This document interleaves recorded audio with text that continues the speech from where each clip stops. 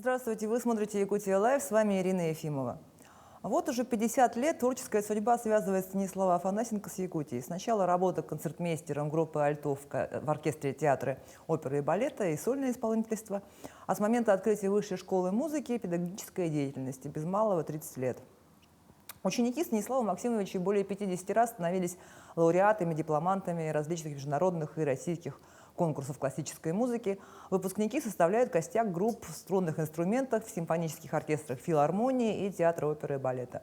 Но, пожалуй, главное – это создание ансамбля скрипачей «Виртуозы Якутии», который по праву стал одной из визитных карточек нашей республики в мире ценителей классической музыки. Ну и, как вы, наверное, уже догадались, у меня в гостях художественный руководитель ансамбля «Виртуозы Якутии», заведующий кафедрой концертных струнных инструментов Высшей школы музыки, заслуженный деятель искусств Российской Федерации Республики Саха-Якутия Станислав Афанасенко. Добрый вечер, Станислав Максимович. Добрый вечер.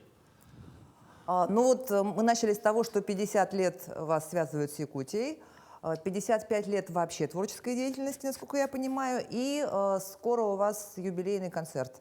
Да. В это воскресенье. В это воскресенье в оперном театре. Можно сразу пригласить? Да, можно сразу пригласить. Начиная фактически с 50 лет, когда мне исполнилось 50 лет, почему я так запомнил эту дату, образовался буквально через 1,5 года со дня открытия Высшей школы музыки, образовался камерный оркестр школы.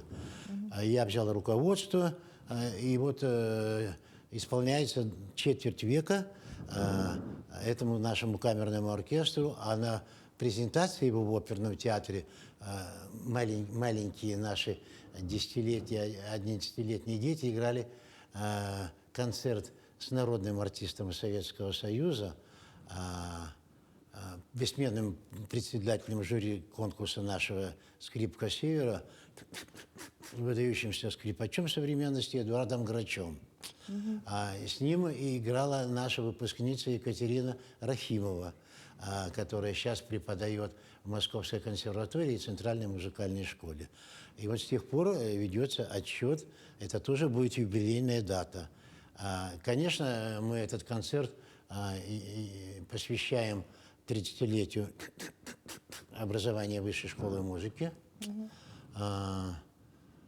И, естественно, музыкальный фестиваль, почему я назвал не просто юбилейный концерт, а музыкальный фестиваль, потому что этот музыкальный фестиваль, он будет продолжаться до конца года, и он будет включать все наши концерты, поездки по республике, поездки по России и за рубежом. Мы планируем уже начать наши гастроли за рубежом, которые не очень удачно прервались в прошлом году. Вот, кстати, как сказалась вот эта вот пандемия коронавируса и потом вообще общая обстановка в мире вот на гастролях, вообще на деятельности во-первых, ансамбля? у нас должен был состояться 7-й международный конкурс «Скрипка Севера». Из-за коронавируса он не состоялся. Да, и у нас он проводится, я инициатор этого конкурса, проходил всегда под кураторством правительства и Министерства культуры на территории Высшей школы музыки. И вот из-за коронавируса не удалось провести. А потом, вот сейчас вот эта ситуация с Украиной,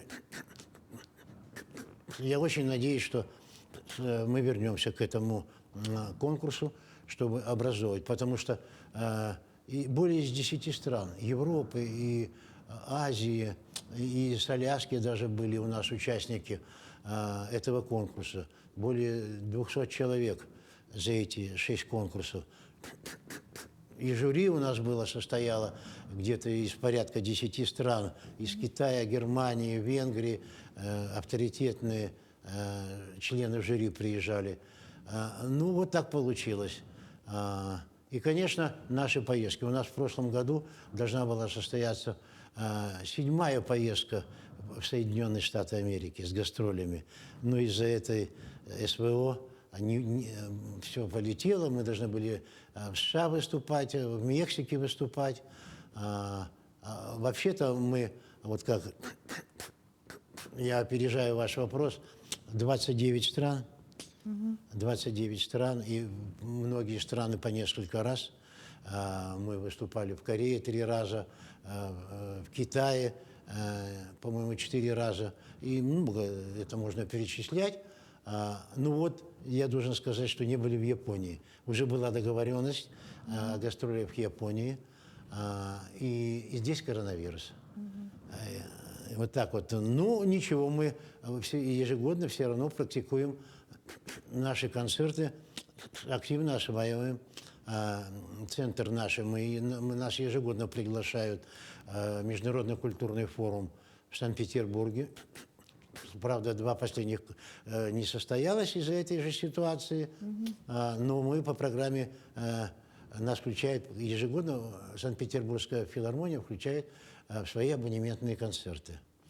И мы даем концерты в малом зале филармонии имени Глинки на Невском проспекте, где, пожалуй, одна из гениальных акустик, где мы не выступали. Даже вот включая 11 стран Латинской Америки, США, Мексика, акустика потрясающая, поэтому одно наслаждение там выступать и записывать вот это все для нашей истории.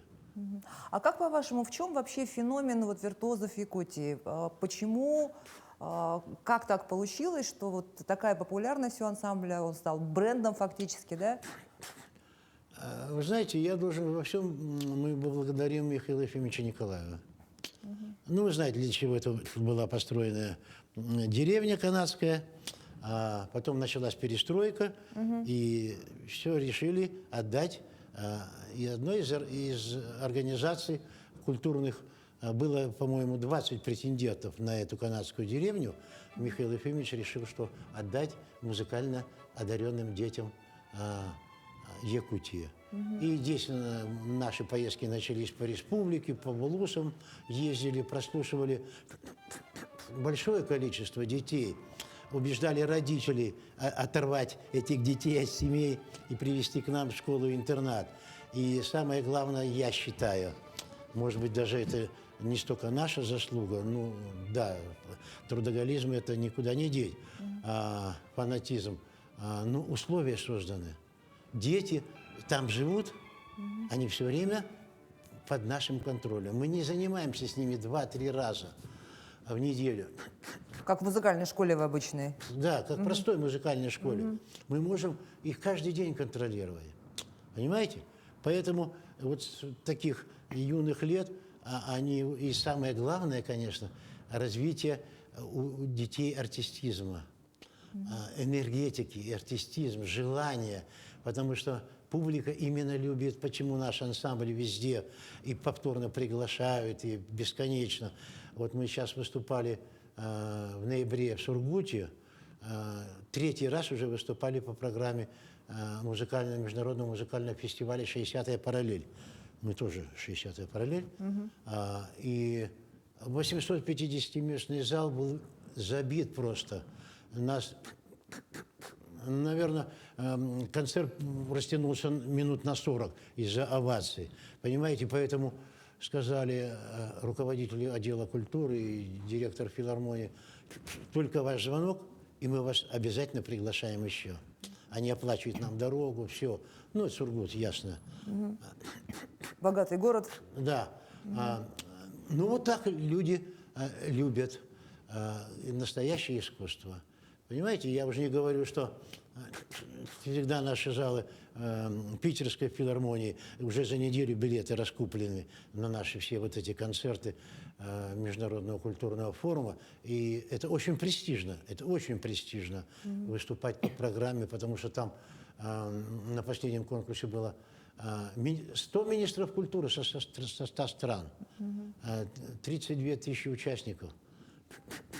И вот мы даем концерт, естественно, люди потом приходят и благодарят, что попали на наш концерт, и это очень интересно, телевидение снимает, вот так вот, да, но... Но ведь за столько лет существования ансамбля, наверное, состав его сменился чуть более чем полностью за эти годы. Вы знаете, сейчас у нас уже 4-й состав начинает.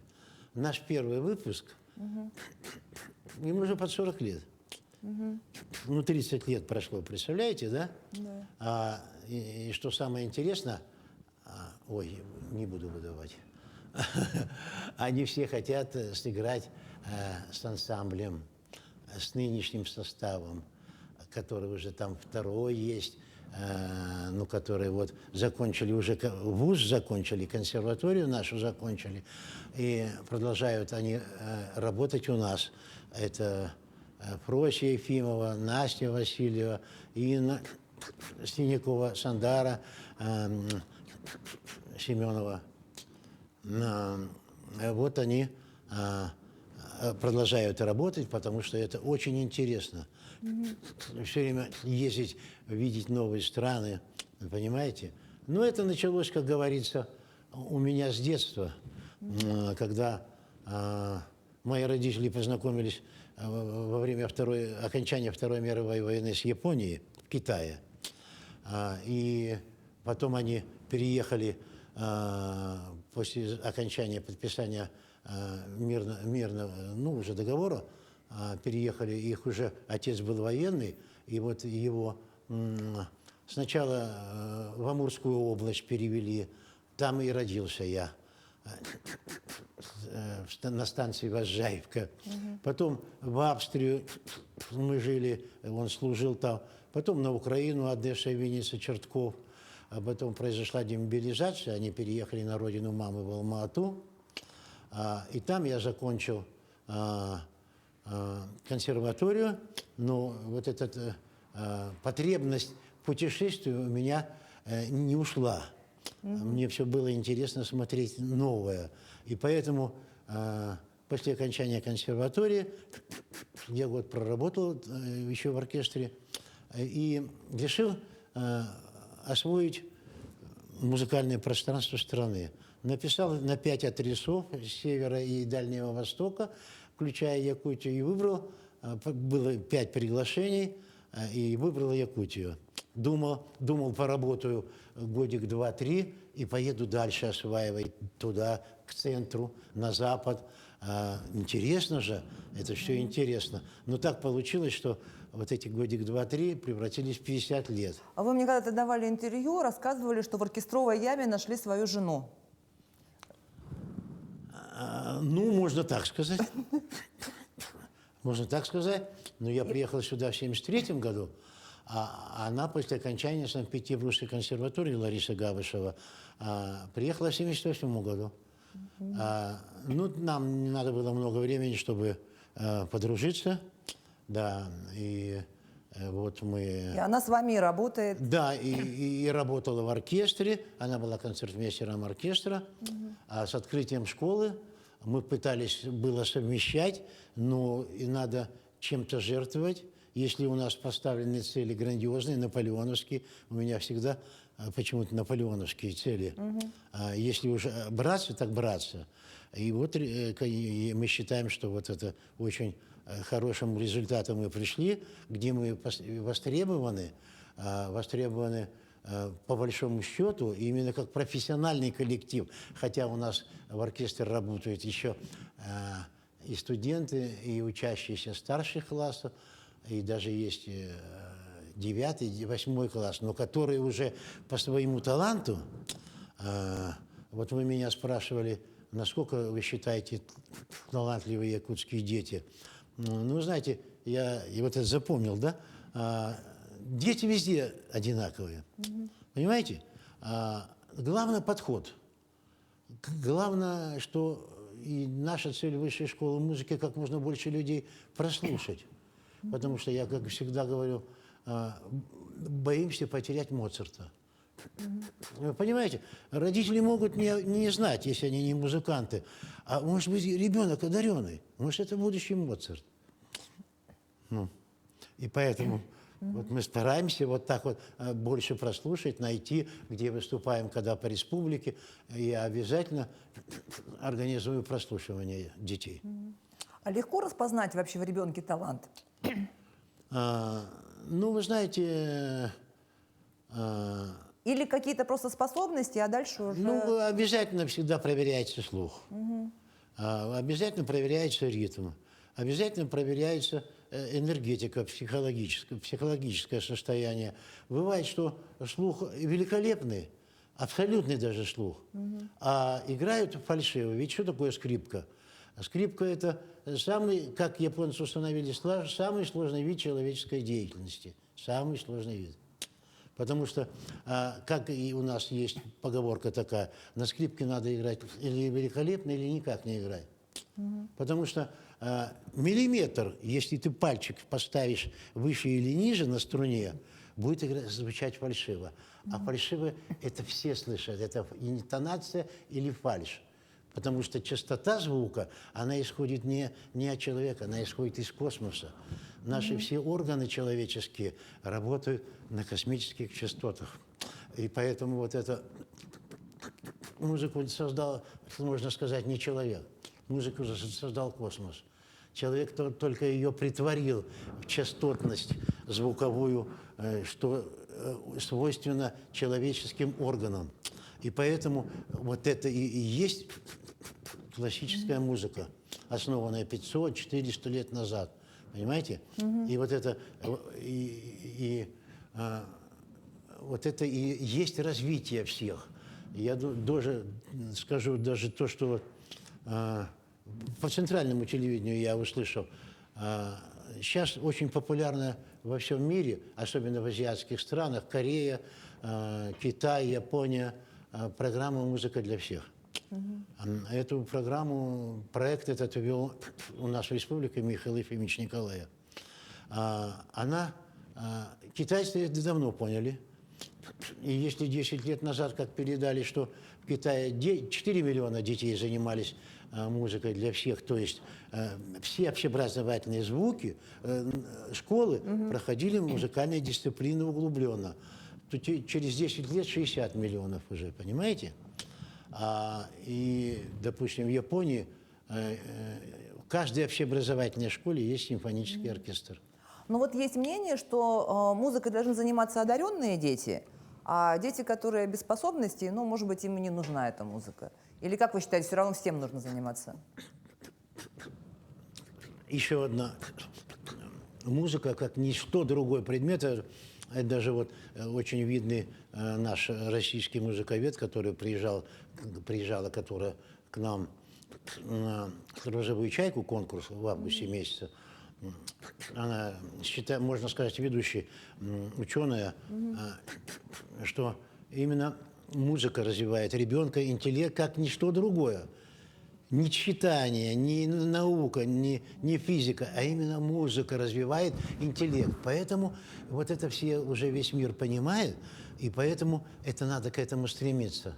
Именно вот, но здесь проблема в том, что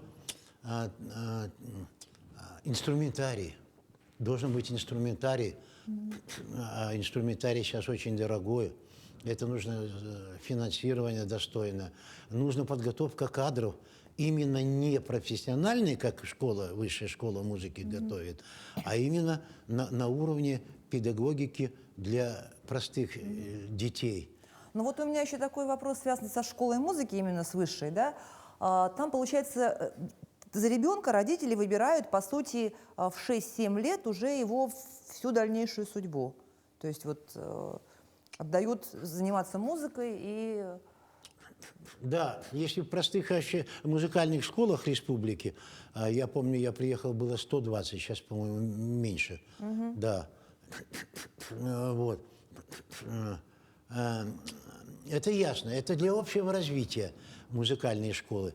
Но, как я уже говорил, или на скрипке надо серьезно заниматься, понимаете? И это во многом зависит от родителей. И родители, если. Поэтому, а у нас, конечно, не все выдерживают. У нас есть отсев, потому что помимо способностей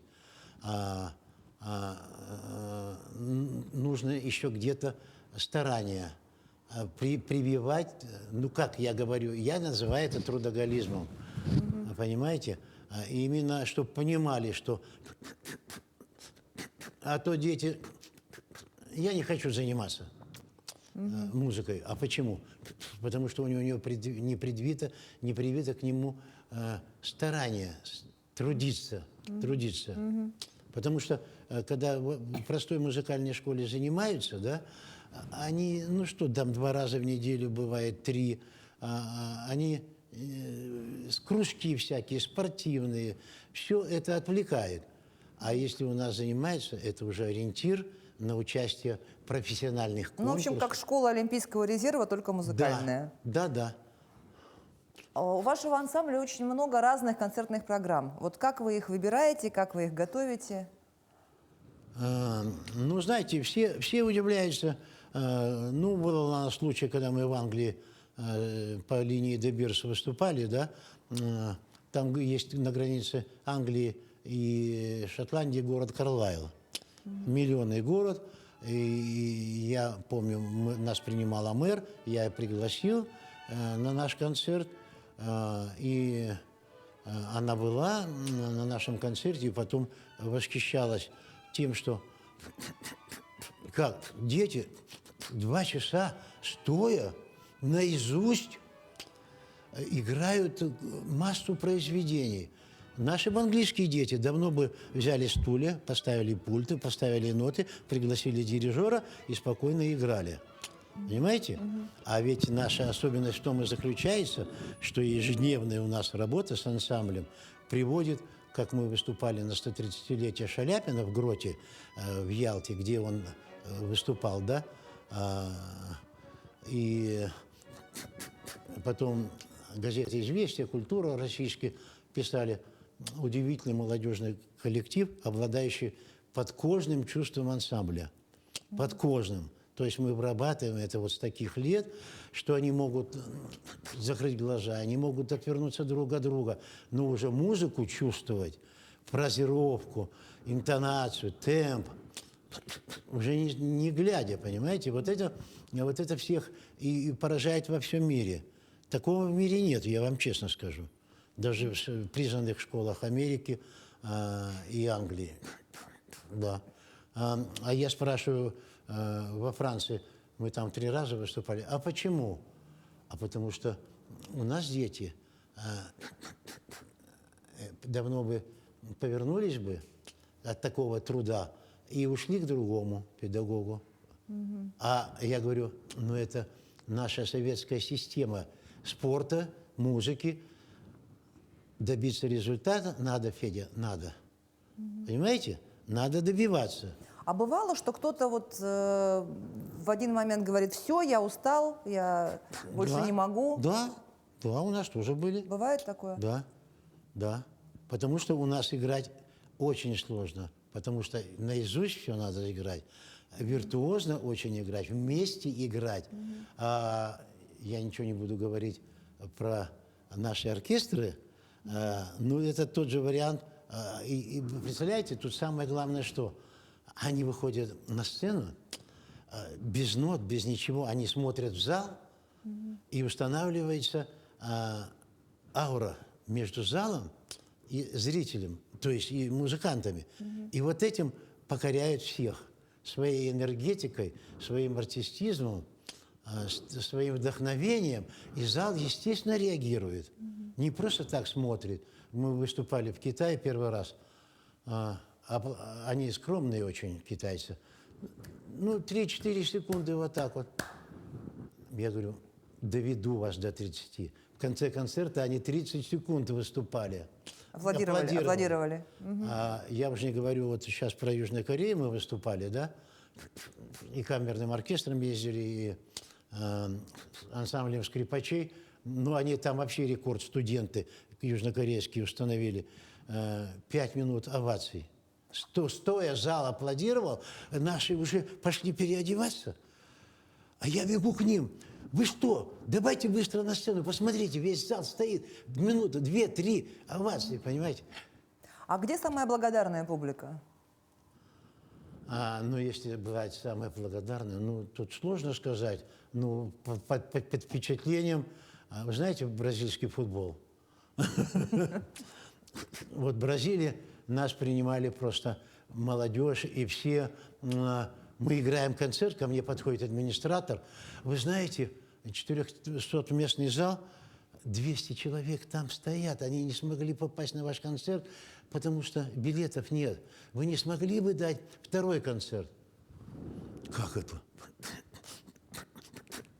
В итоге пришлось согласиться. Небольшой перерывчик, эти зрители вышли. Для нас нагрузочка хорошая.